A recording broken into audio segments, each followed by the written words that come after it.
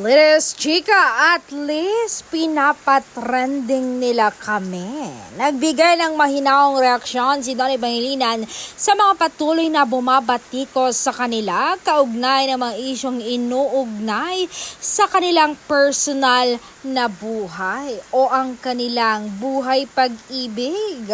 Ang buhay pag-ibig nila ni Bel Mariano. Sa isang panayam, sinabi ni Donnie na nauunawaan niyang hindi niya mapapaniwala ang lahat ng tao kahit pa maglahad siya ng ebidensya na nga sila nga ni Bel Mariano. Tsaka hindi naman po talaga natin mapiplease lahat ng tao. Kahit latagan ko sila ng ebidensya, kami ni Bel, lahat ng whatever happened, kung sino naman po talaga yung ayaw maniwala, hindi maniniwala. Sa kabila ng mga batikos, pinili ni Donnie na gawing magaan ang sitwasyon at pabirong sinabi okay na yan. At least pinatrending nila kami.